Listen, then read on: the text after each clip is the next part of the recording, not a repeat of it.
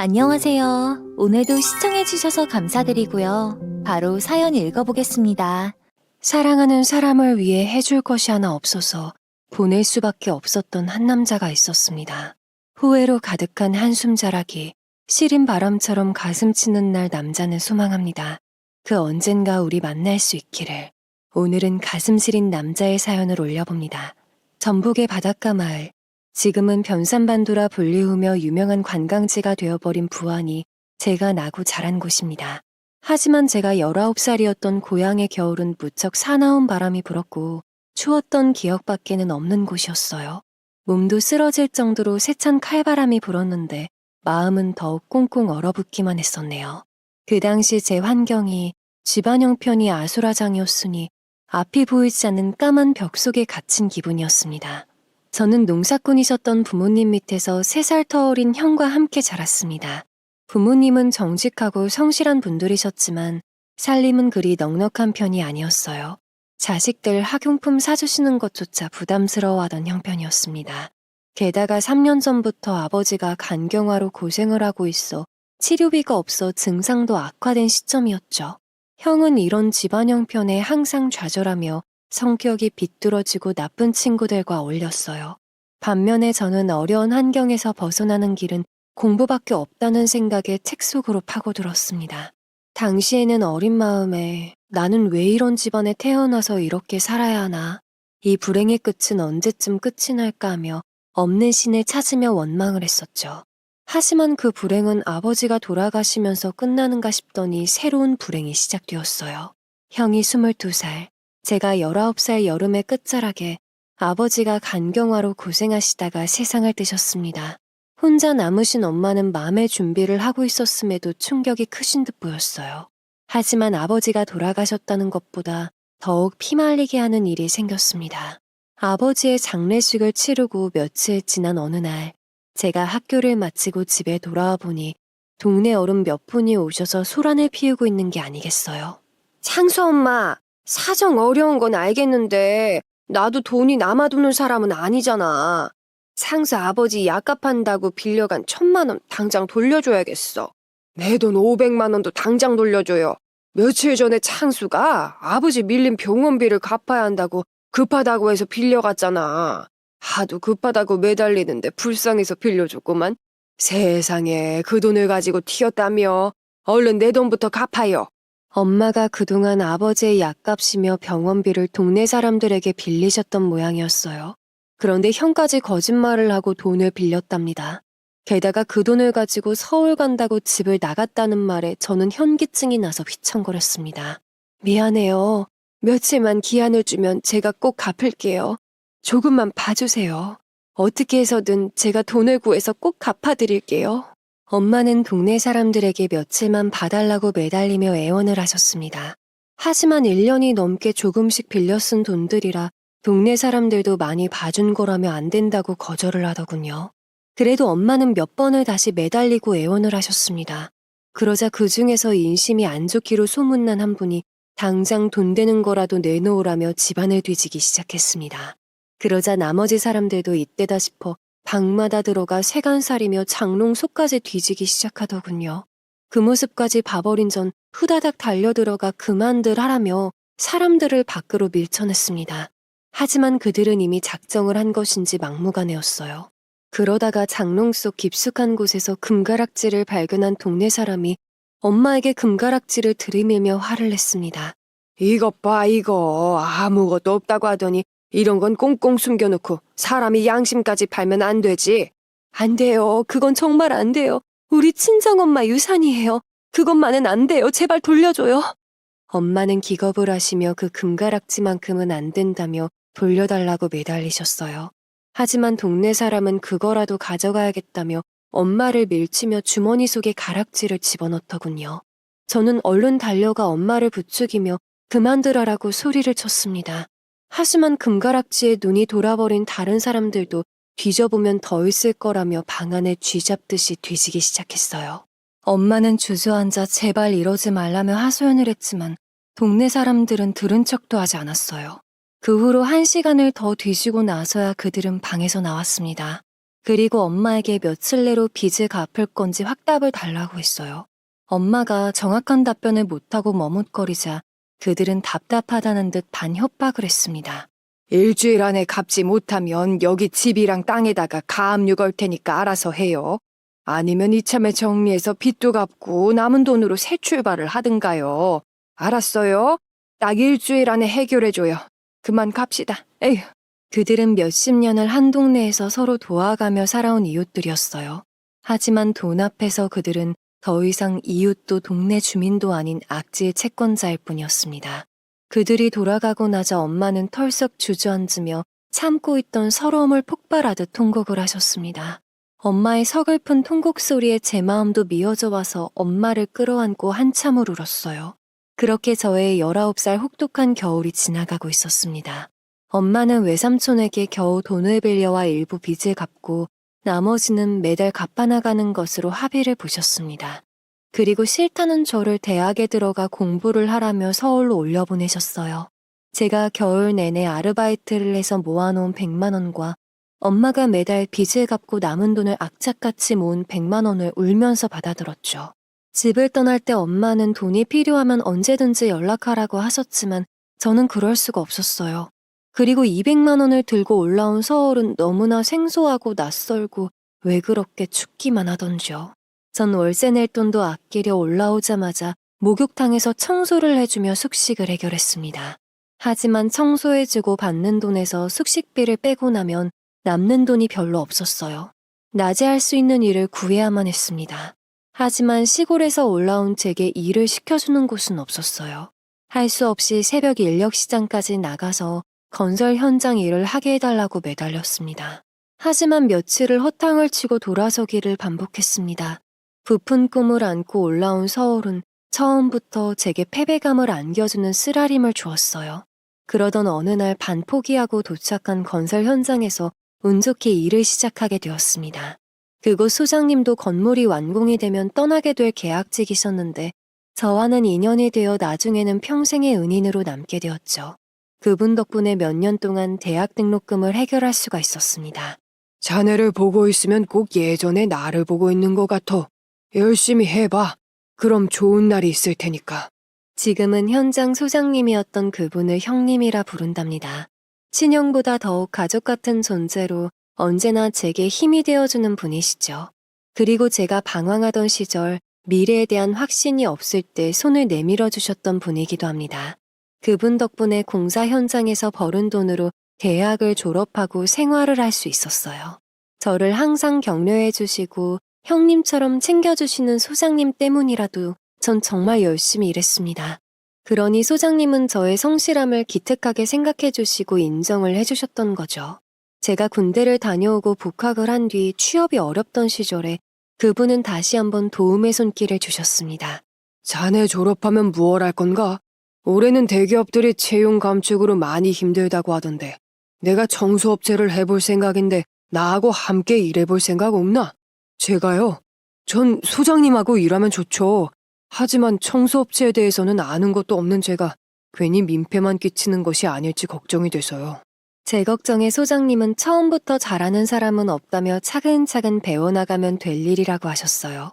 저처럼 부지런하고 약속을 잘 지키는 사람이면 충분한 자격이 된다고 하시면서요. 덕분에 전 그때부터 소장님이 차린 청소업체 직원으로 일을 하게 되었습니다. 소장님은 현장 인맥을 살려서 완공된 건물이나 입주 오피스텔, 아파트 등 청소를 해주는 용역회사를 차리셨습니다. 저 말고도 직원이 몇 명 더 있었는데 시작한 지 2년이 되면서 회사의 팀장으로 일할 수 있었어요.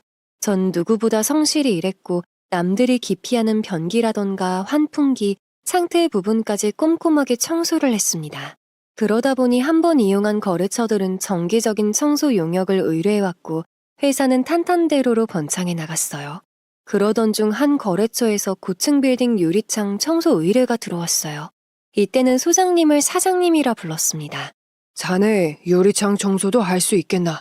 말이 쉽지 고층 빌딩에 외줄 하나에 의지해서 해야만 하는 일이네. 자네가 못하겠다면 이 거래는 안 하겠다고 하면 되네. 그 일은 일반 청소보다 더 계약 금액이 크다고 하지 않으셨어요? 그럼 당연히 해야죠. 제가 할 수 있어요.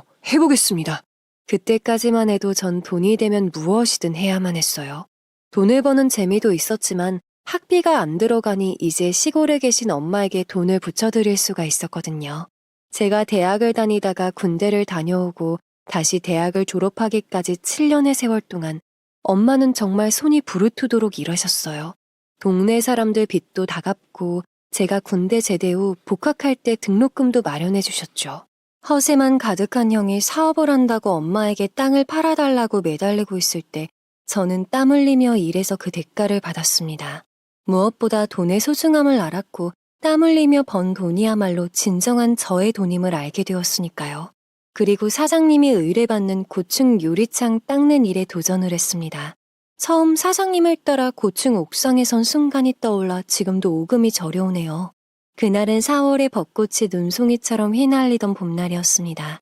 아득히 내려다 보이는 건물들 사이로 가로수의 벚꽃잎들이 눈송이처럼 휘날리고 있었는데 저는 고층의 옥상에서 외줄 하나에 매달려 있었죠. 약한 바람만 불어도 휘청이는 외줄에 앉아 있으려니 오금이 저리고 정신이 아득히 오더군요.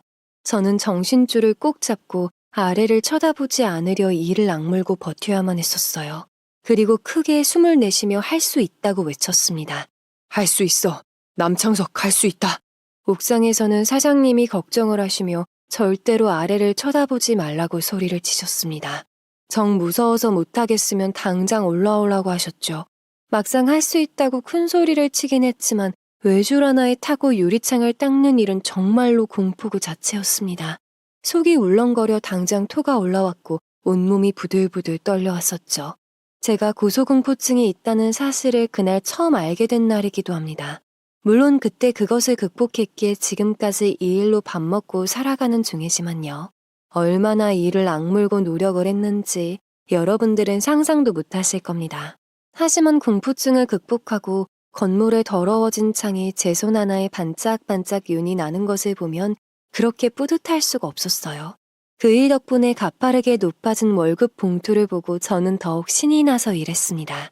자네 덕분에 우리 회사 매출이 많이 올랐어. 이번 달부터 자네 월급도 인상해서 넣었고 보너스까지 계산해 넣었네. 정말 고생했어. 그리고 월급을 받으면 바로 은행으로 달려가 적금을 넣었어요. 그렇게 2년 동안 공중에 매달려 번 돈을 모두 은행에 차곡차곡 모아두었습니다. 그러다 보니 은행 창구 여직원들은 단골이 된 저를 기억해 주더군요. 그리고 그 중에 귀여운 인상의 여직원과 정이 들어 연애를 하게 되었죠. 그리고 내 사랑스러운 딸의 엄마이자 아내가 되었습니다. 아내는 마음도 무척 고운 사람이었어요. 주말이면 종종 소외계층을 찾아가 봉사를 하고 있었죠. 장모님이 돌아가시고 마음이 힘들었던 시기에 근무하던 은행에서 직원들이 기부를 하는 모임이 있었던 모양입니다. 그게 계기가 되어 자신이 힘들 때면 따로 찾아가 봉사를 하고 오더군요. 정말 배울 점도 많은 사람이었습니다. 하지만 아내와의 결혼은 순조롭지 못했어요. 아내의 가정 형편도 아내 한 사람 빼고는 정상인 사람들이 없었으니까요. 아내의 집안에서 아내는 말 그대로 돈을 찍어내는 한국은행 취급을 하더군요. 그런데도 자신보다 못한 사람들을 위해 봉사까지 다니는 아내가 정말 존경스러웠죠. 제 인생만 박복한 줄 알았는데 아내의 인생 또한 가엾기 그지 없었습니다.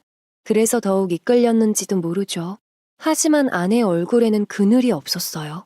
항상 맑음이었죠. 아내가 저와 연애를 하는 도중에도 장인어른과 처남은 번갈아 가면서 찾아와 아내와 헤어지라고 협박을 했습니다. 어디 언감생심 은행원인 내 딸을 넘보는 건가? 지금 자네 꼬락서니를 좀 보라고. 냄새나는 화장실 청소를 하고 있는 자네가 내 딸과 어울린다고 생각하나? 내 딸과 결혼하고 싶으면 1억 내놓고 데려가. 이봐요 형씨, 댁도 우리 누나 돈 때문에 접근한 거 아니야? 꼴에 눈은 높아가지고 우리 집안에선 결혼은 절대로 허락 안 할 테니 일찌감치 포기하는 게 나을 거요. 나중에 알게 된 사실인데 그들은 저뿐만 아니라 아내에게 다가오는 남자는 일찌감치 눈치를 채고 사전에 다 막았다고 합니다. 그리고 아내의 결혼을 계속 방해하고 자신들이 필요한 돈을 요구했어요. 장인어른은 자신은 놀고 먹으면서 유흥을 즐겼습니다.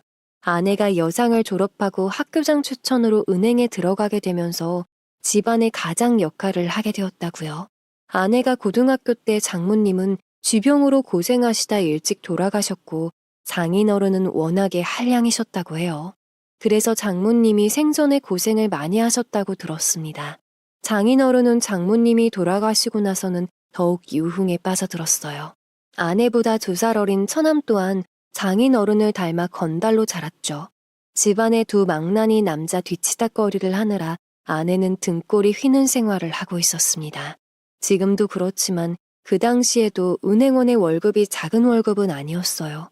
그런데도 2 남자의 뒤치다꺼리를 하기에는 밑빠진 독에 물붓기나 마찬가지였습니다.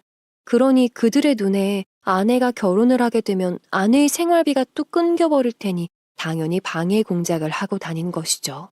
하지만 그들이 아무리 방해 공작을 해도 아내와 전 악착같이 몰래 만남을 가졌어요. 그러던 중 회사 사장님이 깜짝 놀랄 만한 기회를 제게 주셨습니다. 나는 이제 이곳을 자네에게 맡기고 경기도로 내려가서 2호점을 내려고 하네. 그동안 자네 덕분에 나도 덕을 많이 받고 참 고마웠어. 그래서 이곳은 자네가 맡아서 잘 운영해봐. 자네라면 잘할 수 있을 거라고 믿네. 정말로 이 회사를 제게 주신다고요? 제가 청소하는 것 말고는 운영에는 자신이 없는데 잘할 수 있을까요?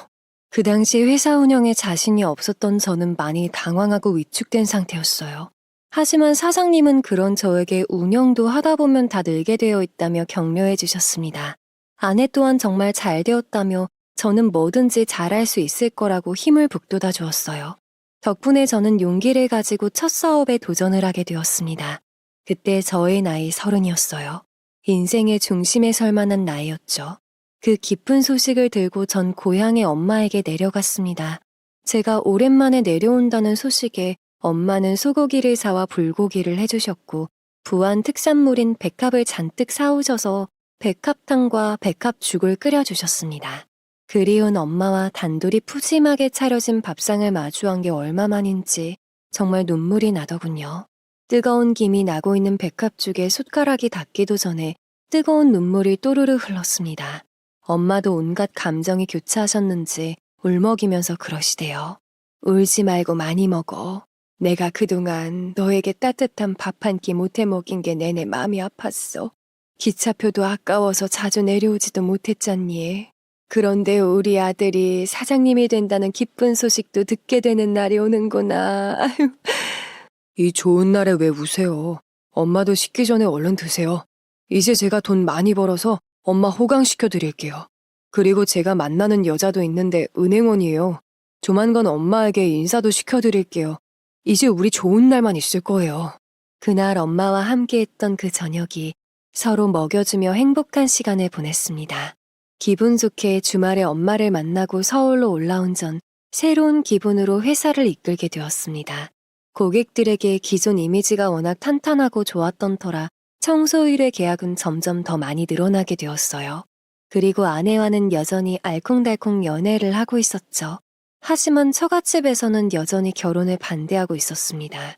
그래도 아내와 전 결혼하기로 하고 처갓집에 정식으로 인사를 갔어요. 하지만 처갓집에 인사를 간 날 또 한 번의 소동이 벌어져서 아내의 눈에서 서러움만 폭발했었네요. 이 당시는 장인어른이 재혼을 하셨을 때라 새 장모님과 아내의 갈등이 심했습니다. 전 사랑하는 여자의 가족들에게 기가 죽고 싶지 않았습니다. 그래서 질 좋은 한우 세트와 과일, 와인 선물까지 준비해서 인사를 갔어요. 자네, 전에도 내가 말하지 않았던가? 우리 딸하고 결혼하고 싶으면 1억을 가져오라고 말이야. 말귀를 못 알아듣는 건가 눈치가 없는 건가? 아빠, 제가 무슨 파는 물건도 아니고 왜 자꾸 그러세요? 그동안 제가 자식 노릇을 못했다던가 가족들 섭섭하게 한 적이 있었나요? 이제 저도 이 사람과 결혼해서 행복하게 살고 싶어요. 그리고 저도 할 만큼 했다고 생각해요. 제가 언제까지 생활비를 책임져야 해요. 더 이상은 못하겠어요. 아내도 그동안 많이 힘들었는지 이날은 작정을 하고 서운함을 하소연하더군요. 장인어른은 덜 떨어진 남자에게 미쳐서 부모도 나 몰라라 한다며 고함을 치셨습니다. 서남도 발근해서는 결혼하면 부모는 일심동체니까 처갓집의 생활비는 당연히 제가 책임져야 한다는 이상한 논리를 갖다 붙이더군요. 그리고 아내의 계모는 팔짱을 끼고 구경만 하고 있었죠. 그 자리에서 처갓집 식구들의 행패에 어이가 없었지만 아내의 입장 때문에 섣불리 나설 수가 없었습니다. 급기야 흥분한 장인어른이 제가 들고 온 선물들을 집어던지며 불같이 화를 내셨습니다. 이런 하찮은 것 들고 와서 어디 감히 귀한 딸을 데려가려고 하냐며 저를 무작정 밖으로 밀어내기 시작했죠. 아내가 제발 그러지 말라고 애원하고 말려도 봤지만 처남까지 합세해서 썩 꺼지라고 밀어냈습니다. 얼떨결에 그들에게 밀린 저는 신발도 못 신은 채 현관 밖으로 쫓겨나야만 했어요. 장인어른과 처남이 현관문을 닫으려고 하자 혼자 남을 아내가 걱정이 되어 현관문을 안간힘을 다해 붙잡았습니다. 그 사이에 아내도 저를 따라 황급히 현관 밖으로 나오려고 했어요. 이것이 정말 미쳐도 단단히 미쳤구나. 어디를 가려고? 아무데도 못 간다. 당장 안 들어가. 장인어른과 처남이 아내를 못 나가게 붙잡는 통에 사이에 낀 아내는 소리를 고래고래 지르기 시작했습니다. 이건 나요. 저도 더 이상 이렇게는 못 살아요. 제가 사는 게 노예랑 뭐가 틀려요. 자기야, 나도 데리고 가. 저는 온 힘을 다해서 그들을 밀쳐내고 아내의 손을 잡고 계단을 통해 빠져나갔습니다. 다행히 처갓집은 엘리베이터가 없는 빌라 2층이어서 그들에게 붙잡히기 전에 빠져나올 수가 있었어요. 아내를 세워진 차에 태우고 얼른 그곳을 빠져나와 한참을 달렸습니다. 정신을 차려보니 제가 살고 있는 전셋집까지 와 있는 상황이었어요.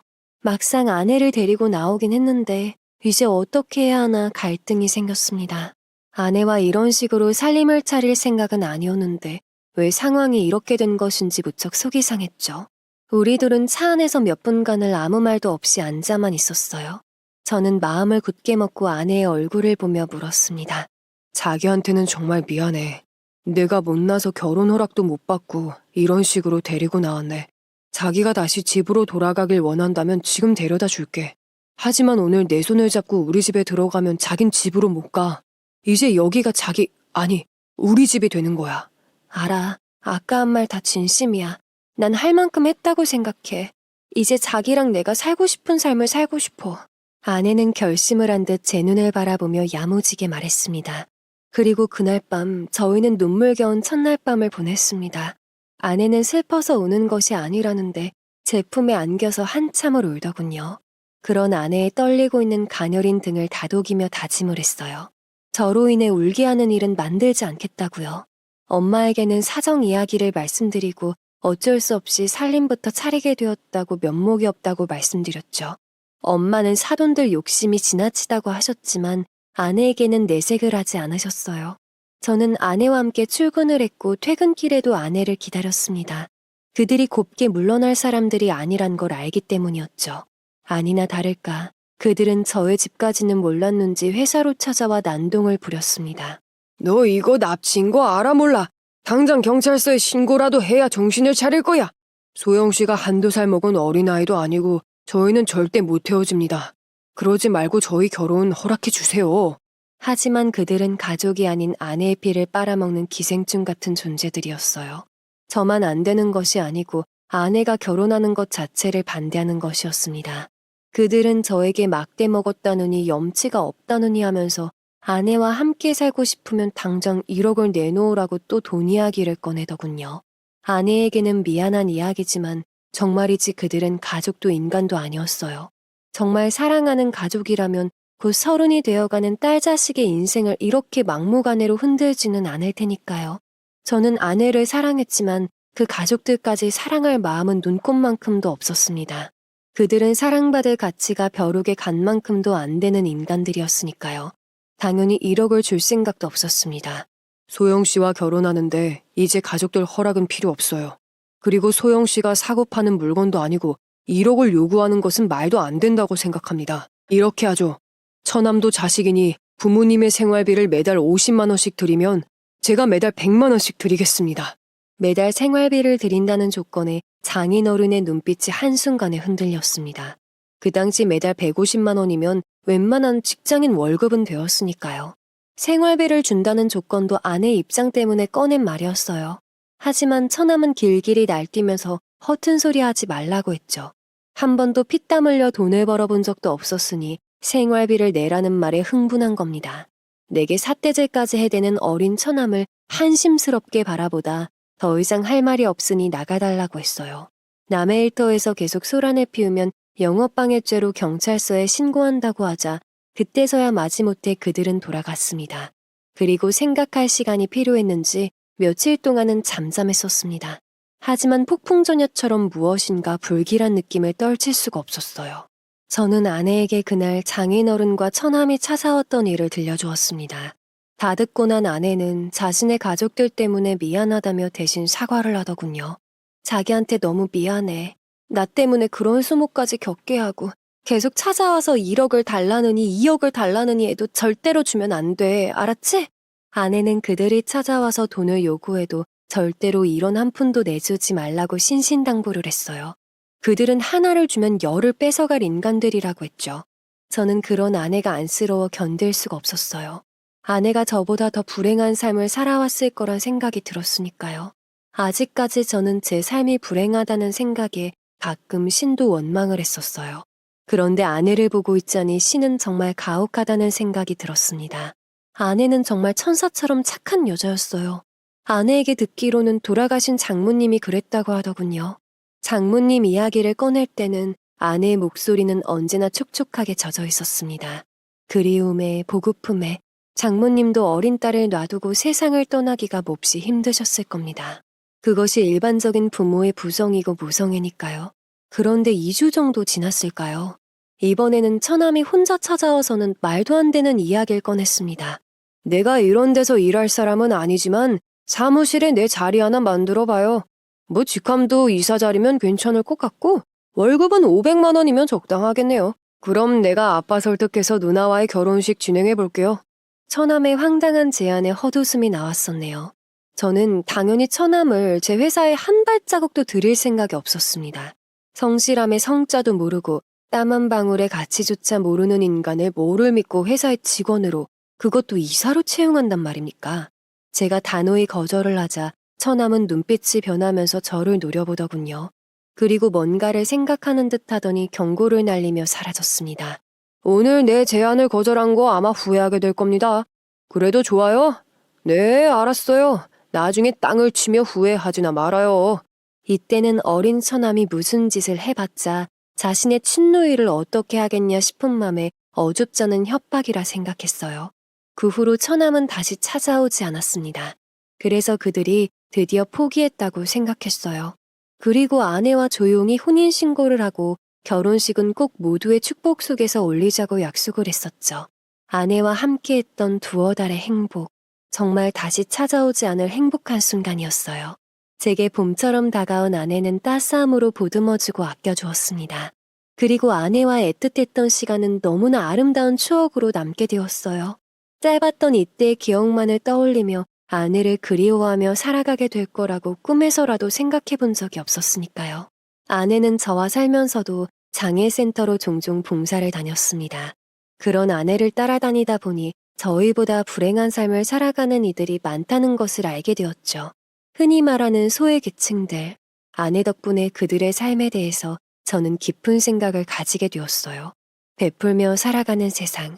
제가 정말 힘겨웠을 때 도움의 손길을 주었던 소장님이 떠올랐고, 이제 제가 베풀 수 있는 능력을 갖게 되었으니 조금씩 나누는 삶도 기꺼이 감사하다는 마음을 먹게 된 겁니다. 게다가 이제는 엄마도 힘든 일을 안 하시고 소일거리로 텃밭을 가꾸며 살아가고 계시니 더할 나위 없는 삶이라고 느꼈던 시기였죠. 그리고 특이했던 점은 아내가 장기기증센터에 뇌사시 장기기증 신청을 하고 싶다고 말을 꺼냈다는 거예요. 자기야, 나 장기기증 신청서 접수해 놓으면 안 돼? 하고 싶어. 우리 엄마가 만성 신부전증으로 돌아가셨잖아. 신장이식 받으면 살 수 있었는데 그때 나는 나이가 어려서 엄마에게 내 신장을 줄 수가 없었어.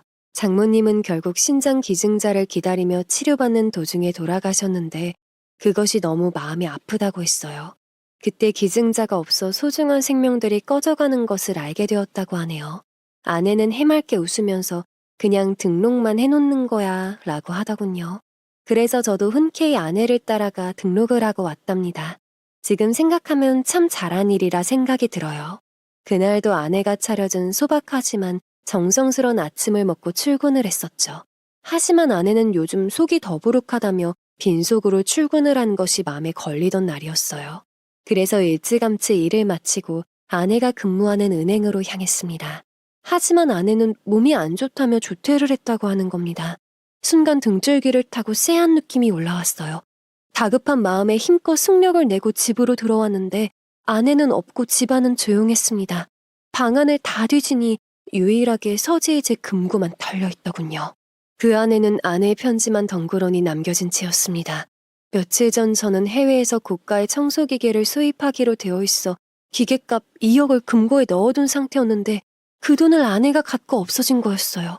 아내의 편지에는 저모르게 빚이 있어 돈을 빌려간다는 내용이 적혀 있었어요. 순간이지만 아내의 진심이 아니라는 생각이 들었습니다. 무슨 일인지는 모르겠지만 제 마음속에서는 아내가 이럴 사람이 아니라고 외치고 있었죠. 그 순간 제 사무실에 찾아와 나중에 후회하지 말라고 협박을 하고 떠나던 처남이 떠올랐어요. 그리고 바로 처갓집으로 향했습니다. 하지만 처갓집은 문이 잠긴 채로 아무런 기척도 없었어요. 아무리 문이 부서져라 두들겨댔지만 앞집에서 짜증을 내며 항의를 하더군요. 왜 이렇게 시끄러워요? 귀청 떨어지겠네. 그 집 한참 전에 이사 갔어요. 누군진 모르지만 혹시 빚쟁이면 딴 데 가서 알아봐요. 이사를 갔다고요? 혹시 어디로 갔는지 알 수 없을까요? 여기 젊은 여자는 안 왔었어요? 제가 지푸라기라도 잡는 심정으로 물어봤지만 앞집 사람은 자신이 그런 것까지 어떻게 아냐며 별꼴이라면서 문을 닫고 들어가 버리더군요. 순간 저는 배신감보다 아내가 걱정이 되어서 머리가 핑 돌았습니다. 아내의 행방을 찾기 위해 다시 은행으로 향했지만 은행은 이미 문을 굳게 닫혔더군요. 그 자리에 털썩 주저앉아 버렸는데 도저히 아내가 저를 배신했다는 것을 인정할 수가 없었어요. 분명 다른 이유가 있을 거라는 느낌만 강하게 될 뿐이었죠. 반드시 아내를 찾아야만 했습니다. 저는 집 근처의 경찰서로 찾아가 아내를 찾아달라고 매달렸어요. 하지만 경찰서에서는 아내가 납치를 당했는지 실종이 되었는지 아무런 근거가 없다고 했죠. 갑갑하던 제가 그럼 제 돈을 아내가 갖고 도망갔으니 절도죄로 잡아달라고도 했습니다. 하지만 아내가 남기고 간 편지를 본 경찰은 혼인관계인 아내가 돈이 필요해서 가져간 것이라 판단된다며 절도죄도 성립이 안 된다고 하더군요. 집에 돌아와서도 멍하니 있으려니 별별 생각이 다 들었습니다. 처갓집에서 돈을 요구해도 1원 한 푼 주지 말라고 했던 아내였어요. 자신보다 불우한 이웃들에게 봉사하던 아내였는데 이상한 일이었습니다. 그날 밤 저는 거의 뜬 눈으로 밤을 새우다시피 하고 아침에 아내가 일하던 은행으로 향했어요. 하지만 혹시나 했던 아내는 역시나 출근을 안 했더군요. 평소 안면이 있는 직원에게 물으니 휴가계를 냈답니다. 집에 무슨 일 있어요? 지금까지 이런 일이 없었는데 연락도 안 되고 어제까지도 별말이 없었는데 이상하네요. 전 할 수 없이 청소기계 값을 다시 찾아서 회사로 출근을 해야만 했어요. 그리고 급한 일부터 처리해야 했습니다. 그리고 아내가 연락하기만을 돌아오기만을 기다렸지만 깜깜무소식이었습니다. 어떻게 해야 하나 사람을 고용해서 찾아봐야 하나 생각이 복잡해져 왔어요. 그런데 하필 이런 시기에 형이 사업이 어렵다며 돈을 빌려달라고 찾아왔습니다. 전 짜증을 내며 형한테 줄 돈 같은 건 없다며 돌아가라고 했죠. 넌 왜 그렇게 매정하냐? 요즘 핸드폰 대리점들이 경쟁이 붙어서 잠시 어려운 거야. 그런 것들은 더 많은 투자를 내서 돈으로 그냥 눌러버리면 된다니까. 아니면 네가 2억 투자를 하면 공동대표로 올려줄게. 어때? 그냥 앉아서 돈 버는 거라고. 형은 나이를 먹어도 왜 변함이 없어. 그럼 전에 많이 벌 때 모아두었던 돈들은 다 어디로 간 거야? 좋은 차에 명품에 그렇게 살았지. 그냥 분수껏 살아. 욕심이 크면 망하는 거야. 제 말에 형은 꼴에 돈 좀 번다고 훈계질이냐며 흥분해서 소리를 지르더군요. 그러더니 제가 안 빌려줘도 다 방법이 있다며 쿵쿵 발을 굴리며 돌아갔습니다. 그리고 며칠 뒤 엄마가 기겁을 해서 전화를 하셨어요. 형이 고향 땅을 사채업자들에게 넘기고 돈을 빌려갔답니다. 제가 땅 문서가 엄마 이름으로 되어 있는데 어떻게 그런 일이 벌어지냐고 물었어요. 형이 문서 조작까지 해서 사채까지 손을 댄 것 같았습니다.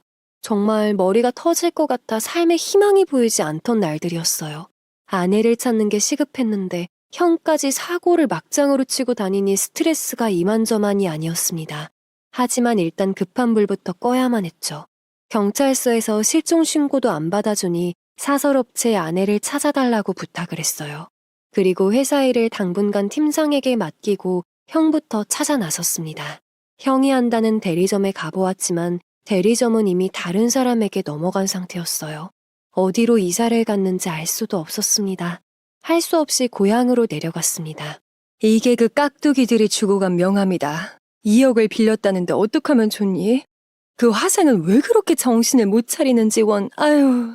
엄마가 준 명함을 보고 전 법률 상담가부터 찾아갔어요. 상담을 받은 후 사채업자들에게 연락해 형이 문서 위조를 한 것이라며 우리 측에서도 형을 고소할 수밖에 없다. 근저당 설정 문제는 가짜이니 형을 죽이던 살리던 알아서 받아내라고 통보를 했습니다. 만약에 한 번만 더 고향에 내려가 횡포를 부린다면 법적 대응으로 맞선다고 했죠. 하지만 그들은 제 회사까지 찾아와 형을 찾아내든 형이 빌려간 2억을 갚드나라며 협박질까지 하더군요. 정말 세상이 너무나 야속했습니다. 그래도 엄마를 찾아가 협박을 하는 것보다 차라리 저를 찾아온 것이 다행이다 싶었어요. 전 바로 경찰서에 신고 전화를 했습니다. 그때서야 그들은 물러갔어요. 그리고 엄마를 설득해 형을 사문서 위조로 고소했습니다. 그때서야 사채업자들도 저를 찾아오지 않았죠. 그때까지도 아내를 찾아달라고 부탁한 사설업체에서는 연락이 없었어요. 피말리는 하루하루가 지나가고 있었습니다. 저는 정신없는 와중에도 아내의 흔적을 찾아 헤매고 다녔습니다. 그러던 중에 경찰서에서 형을 찾았다는 연락을 받았어요. 형은 바로 구속되었고 3년 실형을 받았죠. 형수란 여자는 이미 어디론가 도망을 간 모양이더군요. 엄마를 모시고 형을 보러 갔었는데 형은 이를 바득바득 깔며 엄마와 저를 원망하는 소리만 해댔습니다. 자식의 손에 수갑 채우고 철창에 가두는 게 부모야? 진작에 팔아서 주었으면 내가 그렇게까지 했겠어? 나를 여기에 가두어 놓고 엄마 꼬셔서 다 네 앞으로 빼돌리라고 하는 거 내가 모를 줄 알아? 엄마도 이 녀석 절대로 믿지 마세요. 아이고 이 못난 거사 제발 철 좀 들어라. 절규하는 엄마를 고향으로 내려가게 하실 수 없어 저희 집으로 모셨습니다. 결국 아내의 일까지 모두 알게 되셨죠. 엄마는 주저앉으셔서는 자신이 무슨 죄를 지어서 자식들이 다 이 모양으로 사는지 모르겠다며 한참을 우셨습니다. 엄마는 제가 걱정이 되어 고향으로 안 내려가시고 당분간 제 집에 머물겠다고 하셨어요. 형의 사건과 아내의 사건까지 정신이 없었던 저는 피죽도 못 먹은 사람처럼 많이 말라있는 상태였거든요. 엄마가 옆에 계시니 제 마음이 좀 안정이 되는 것 같았어요. 형을 구속시키고 많이 힘드셨을 텐데도 오직 제 걱정뿐이셨습니다. 엄마와 함께 지내면서 다시 사업에만 몰두했어요. 그래야만 하루하루를 살 수가 있었거든요. 그렇게 힘들고 안타까운 날들이 아내를 못 본 지 5개월이 넘어가고 있었습니다. 저는 이 기간에 아내 얼굴이 그려진 전단지를 만들어 배포하고 주말마다 시내 곳곳을 나가 사람들에게 돌렸어요. 또한 경찰서에도 찾아가 몇 번이나 설득을 했습니다. 하지만 경찰들은 자발적으로 나간 사람에게 실종신고는 해당되지 않는다며 무시했어요. 법이 그런데 자기들도 해줄 수 있는 게 없다고 했습니다. 중간에 사설업체는 아내의 행방을 못 찾아서 계약 연장을 2번이나 했어요. 답답했던 저도 그냥 손 놓고 기다릴 수가 없어 틈이 날 때마다 아내의 행방을 찾으러 움직였습니다. 아내가 갈 만한 곳, 처남이나 장인어른의 행방을 수소문에 알아봤지만 알아낼 수가 없었어요. 그때 아내의 계모가 찾아왔습니다. 전 그 여자의 멱살을 잡고 흔들며 아내가 있는 곳을 당장 말하라고 소리치고 싶었지만 꾹 눌러 참고 무슨 말을 하는지 들어보기로 하였어요. 아직도 소영이 찾고 있어요? 1억만 주면 내가 소영이 있는 곳 알려줄게요. 소영이 지금 홀몸도 아니어서 몸 상태도 몹시 안 좋은데 빨리 찾아야 할 거예요. 1억이요? 홀몸이 아니라는 말은 또 무슨 말이에요? 혹시 아내를 납치해 간 겁니까? 당신들 하늘이 무섭지도 않아요. 계모는 아내의 상태가 안 좋다며 당장 1억을 준비해주면 아내가 있는 곳을 알려준다고 했습니다. 그리고 아내가 스스로 따라간 것이지 납치는 아니라고 펄쩍 뛰더군요. 게다가 자신은 아무 짓도 안 했답니다. 어느 날 아내를 만나러 간다던 처남이 아내와 함께 왔다고 했어요. 자신도 속아서 장인어른과 살림을 차렸다는 그 여자는 아내가 집을 나간 뒤에 집안이 발칵 뒤집어졌다고 합니다. 장인어른과 처남이 몇 달 전에 제주도 땅 분양 사기를 당했답니다.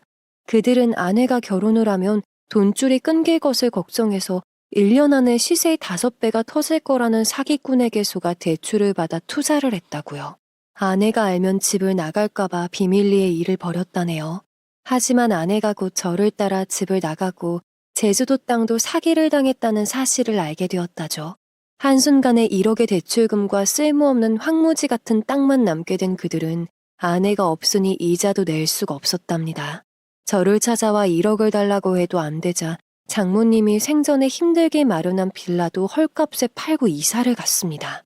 한순간에 월세방에 나앉게 되자 처남이 아내를 직접 만나고 오겠다며 나갔는데 웬일인지 아내와 돈까지 들고 돌아왔다고 해요. 그리고 처남은 천연덕스럽게 이렇게 말하더랍니다. 아빠 누나가 돈까지 2억을 준비해 주더라고요. 참 착한 누나요. 새엄마, 누나 몸이 좀 안 좋은 것 같아요. 그래서 다니던 은행에는 휴가계 내고 왔어요. 먹을 것 좀 잘 챙겨주세요. 몸이 안 좋아? 왜? 그 자식이 잘해주지 않던. 아무튼 잘 생각했어. 좀 쉬다가 다시 일이나 나가. 그렇게 처남을 따라온 아내는 방에만 가만히 누워 있었다고 해요. 하지만 몇 주가 지나고 헛구역질을 하게 되면서 임신 사실을 전부 알게 되었다고요. 장인어른은 그때서 혼인신고를 한 사실을 알고 아내에게 화풀이를 했답니다. 고집 부리고 나가더니 부모가 허락도 안 했는데 마음대로 혼인신고까지 했다고 말이죠. 하지만 그것도 잠시 손주를 핑계로 이혼과 위자료를 요구할 작정이었지만 처남은 무슨 꿍꿍인지 그냥 내버려두라는 말만 하고 있다고 합니다. 처음에 아내는 유산기가 있는지 얼굴이 파리해서는 먹는 것도 시원찮고 계속 누워만 지냈다고 해요. 계모가 아내가 이상하다고 병원에 데리고 가야 하는 거 아니냐고 했지만 두 남자는 들은 척도 안 했다고 합니다. 옛날에는 아이도 병원 한 번을 안 가고 잘만 낳고 살았다고요. 그저 잘 먹어야 하는데 아내가 못 먹어서 그렇다는 말만 한다고 해요. 그렇게 아내는 벌써 배가 불러 임신 8개월 차라고 하더군요. 저는 더 이상 화가 나서 참을 수가 없었습니다. 아내가 약한 몸으로 임신 8개월씩이나 되었다는 말에 마지막 인내심이 끊어지는 것을 느꼈어요. 무슨 수를 쓰던 아내를 다시 데려와야 했어요. 더군다나 홀몸도 아니라는데 그대로 놔둘 수는 없는 일이었어요. 처남이 무슨 협박을 하고 데려간 것이 분명해 보였습니다. 그때 계모가 다시 하소연하는 말이 들려오기 시작했어요. 빨리 돈 줘요. 돈 없어요? 나도 그 인간들한테 속은 거라 그 돈이라도 받아서 새 출발하려고 하는 거야. 빨리 소영이 찾는 게 좋을 텐데. 그때 계모의 핸드폰이 요란스럽게 울려댔습니다. 계모가 깜짝 놀라서 핸드폰을 보고 제게 손가락을 입에 대고 쉿 하면서 전화를 받았습니다. 상대는 장인어른이었어요. 다급한 목소리로 뭐라고 소리치는 소리가 들렸어요. 저는 핸드폰을 빼앗아 들었습니다. 대체 어디서 뭘 하는 거야? 소영이가 이상해. 소리가 나서 들어가 보니까 바닥에 쓰러져 있었어. 방금 119 불렀어. 당장 와, 당장. 끊어진 핸드폰을 집어던지고 저는 계모에게 당장 아내가 있는 곳으로 가자고 다그쳤습니다.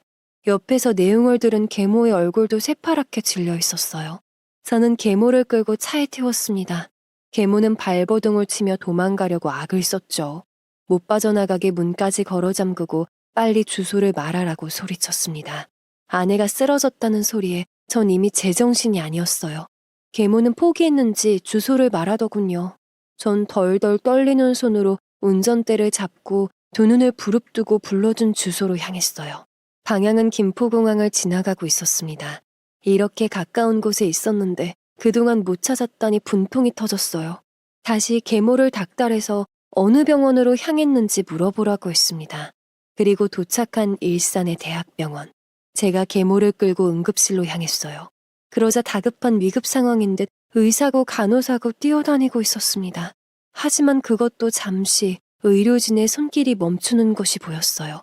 장인어른이 덜덜 떨고 있는 곳으로 다가가니 아내가 산소호흡기를 끼고 배만 볼록한 야윈 얼굴로 죽은 듯이 누워 있었습니다. 왜 그만하는 거예요? 소영아, 눈 좀 떠봐. 소영아, 나왔어. 제발 눈 좀 떠봐.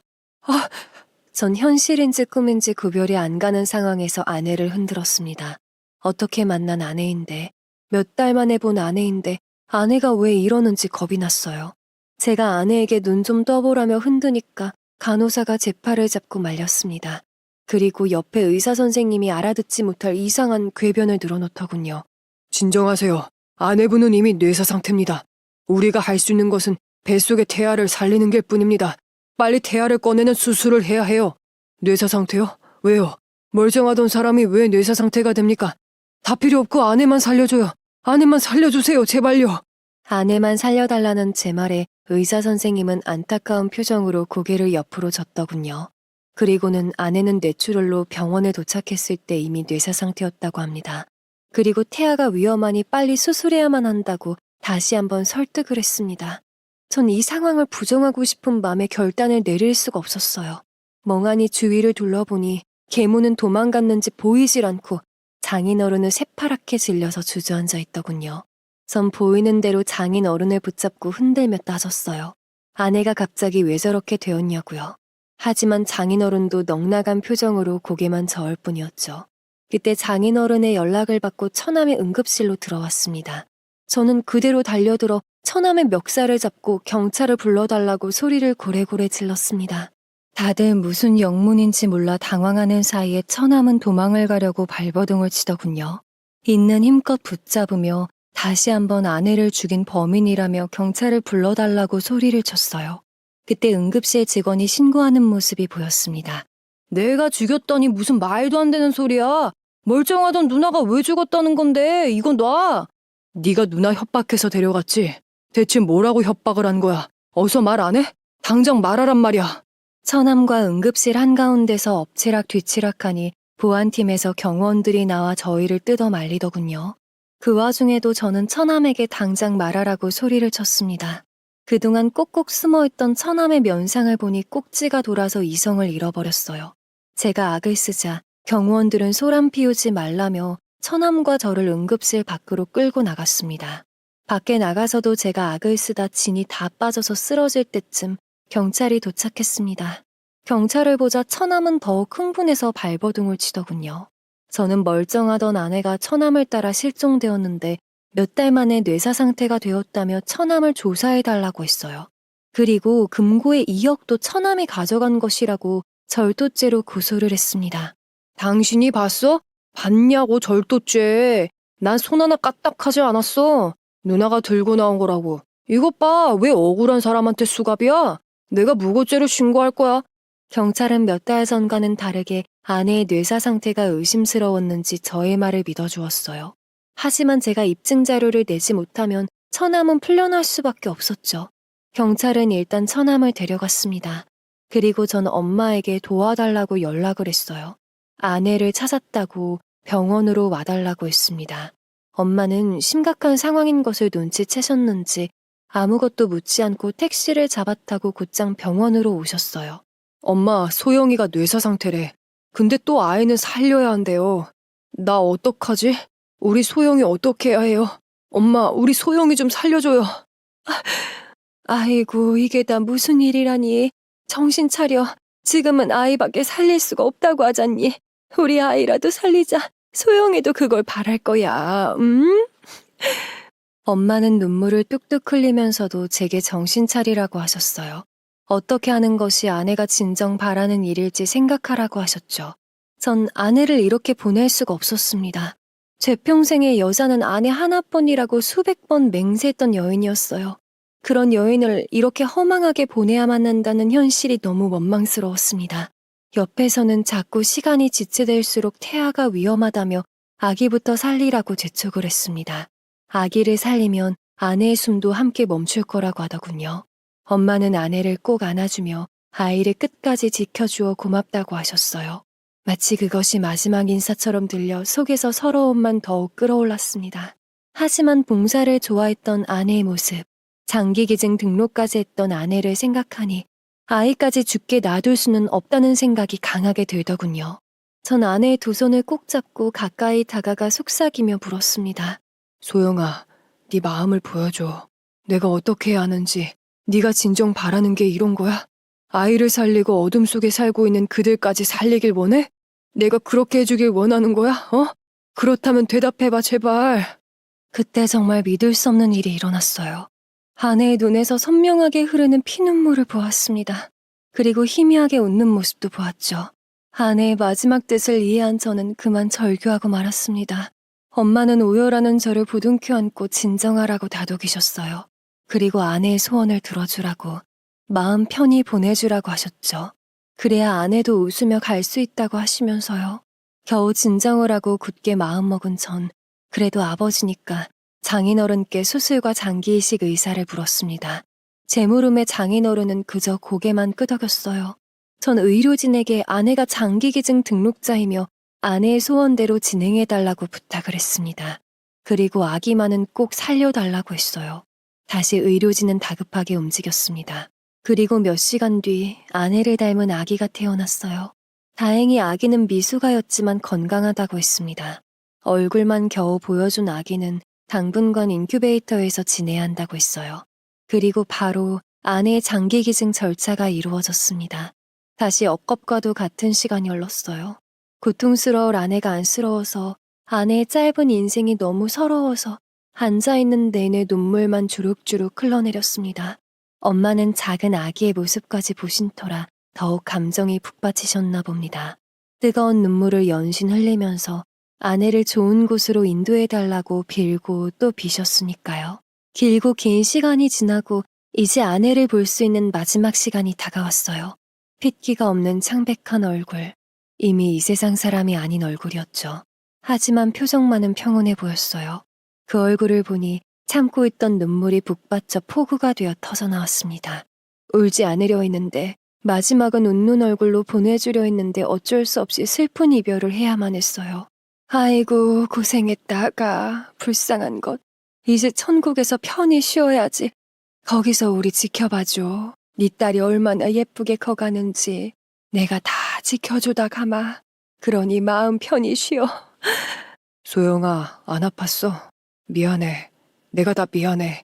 사랑해. 정말 사랑해. 너 닮은 천사 주고 가서 정말 고마워. 보라야, 남보라. 우리 보라 잘 키울 테니까 지켜봐 줄 거지? 아내는 마지막까지 삶을 포기했던 이들에게 빛을 나누어 주고 갔습니다.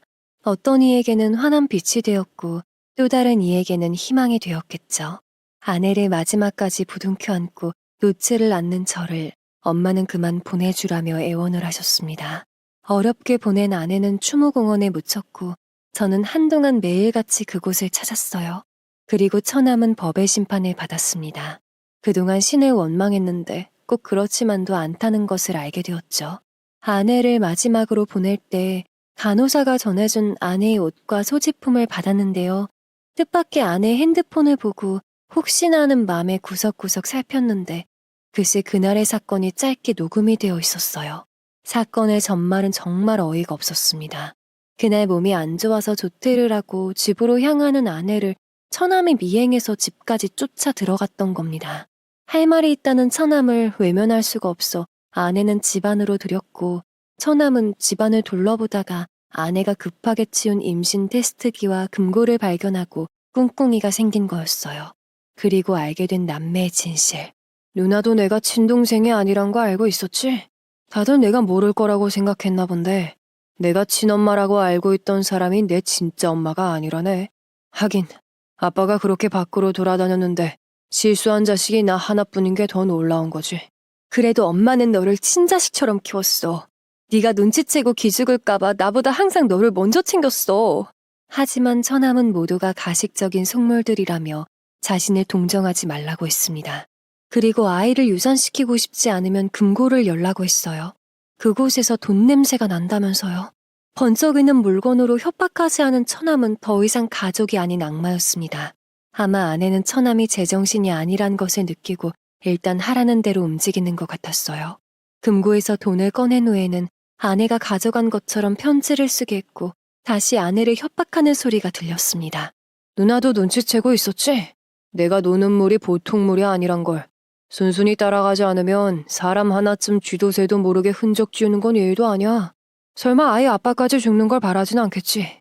평소에 안 좋은 친구들과 어울리며 손버릇도 나쁜 것을 알고 있던 아내는 그 말을 진심으로 믿는 것 같았습니다. 녹음된 내용은 여기까지였어요. 처남이 아내의 친동생이 아니란 점도 놀라웠지만 서슴없이 누나를 협박하고 흉기까지 사용했다는 것이 더욱 충격적이었습니다. 저와 엄마는 너무 놀라 한동안 입을 다물지 못했죠. 그리고는 분노가 차올라 몸이 부들부들 떨려와서 주체를 못할 정도였습니다. 조사 결과 드러난 내용은 이들이 악마임이 자명했어요. 이들은 아내가 못 나오게 집안에 가둬놓고 그것도 모자라 처남의 지인을 고용해 문 밖을 24시간 감시했다고 했습니다. 돈만 받으면 풀어준다고 하면서요. 허튼 수작하면 가만 안 둔다고 하면서요. 장인어른은 아내의 건강이 극도로 악화되자 그만하자고 했지만 처남이 돈으로 유혹해서 방조하게 된 것입니다. 저는 변호사를 선임해 처남과 장인어른 그 지인까지 갖다 붙일 수 있는 죄목을 다 갖다 붙여 실형을 살게 해달라고 했습니다. 아주 고통스럽게 오래오래요. 그 사이에 작은 딸은 제법 커서 집에 올 수가 있었어요. 엄마는 눈물 반 웃음 반으로 작은 딸을 안으시며 감격의 눈물을 흘리셨습니다. 아유, 아가 잘 왔다. 가여워서 어쩌나. 아유, 창서가 보라 얼굴 좀 보렴. 이 작은 얼굴에 소영이의 눈과 코가 다 있구나. 정말 신기하지? 오로롱 까꿍. 정말로 그 작은 얼굴에 아내 얼굴이 보이더군요. 우물쭈물한 손과 아직 눈도 못 뜨는 작은 꼬물이 아내가 주고 간 선물, 나의 천사였습니다. 엄마는 정성을 다해 손녀딸을 키워주셨어요. 전 엄마와 딸의 성장을 보면서 힘겹게 버티고 살아나갔습니다.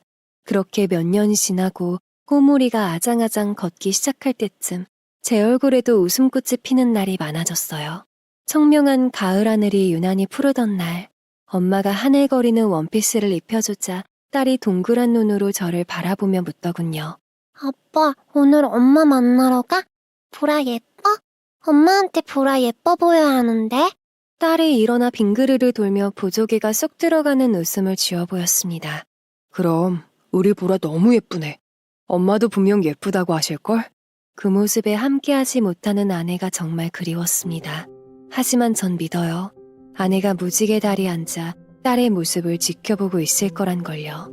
가끔 아내가 꽃밭에서 행복한 웃음을 지으며 딸과 노는 꿈을 꾸곤 합니다. 아내는 정말 행복해 보였어요. 그 모습을 보며 저는 다짐을 하죠. 사랑하는 딸과 딸을 돌보느라 정신없지만 행복해하는 엄마. 아내 목까지 2배, 3배 열심히 살아내겠다고요. 그리고 먼 훗날 아내를 만나면 말할 겁니다. 당신이 주고 간 천사 때문에 행복하게 살다 왔다고. 이제 당신과의 행복만 꿈꾸겠노라고요. 아내가 하늘의 별이 되어 떠난 지 7년이 흘렀네요. 내년이면 딸이 초등학교에 들어갑니다. 세월 참 빠르죠. 쑥쑥 커가는 딸의 세월을 따라잡기가 힘든 요즘이네요. 아직도 아내가 그리울 때면 오른쪽 가슴이 시큰거리며 아파온답니다. 소영아, 보라 엄마 보고 싶다. 지금까지 그립고 그리운 아내와의 사연 들어주셔서 감사합니다. 여러분의 가정에는 부디 평안과 행복만이 가득하시기를 두 손 모아 기원드립니다. 구독과 좋아요 알림 설정 부탁드립니다.